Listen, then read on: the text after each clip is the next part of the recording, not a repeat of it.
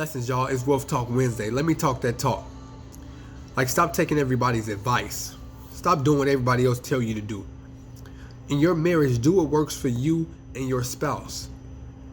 Like, stop trying to do stuff the way your mama did it, your grandma, your uncle, and your cousin did it.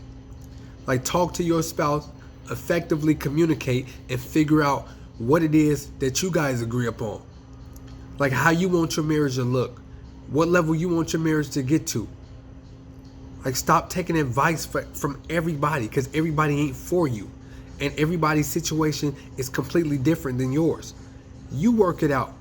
Like, everybody want to go the traditional route and do the things that they see other people doing. Like, your wife might not want to stay home while you work all day.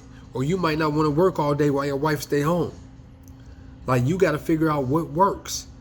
Like, that's what me and my wife did. Like, at first we were trying to do the traditional thing. Okay, let me make all the money and you stay at home, take care of the kids. My wife don't like taking care of those kids at home by herself.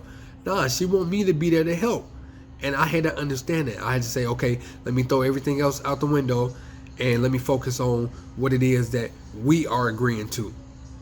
Like, you got to do the same thing. Figure out what works for you and your spouse. What works for your household, your family, your foundation. You know what I mean? Set those goals. You know what I mean? Create those boundaries and those principles, y'all. Figure it out yourself. And hear what I'm saying. I don't say this out of disrespect to the elders or to disrespect traditionalism like that. I don't. I say this because that's the person you got to wake up to every day. You know, it's a lifetime commitment, a lifelong commitment. Like, for real, the goal ain't just to be married, but it's to be happily married. And you got to strategize.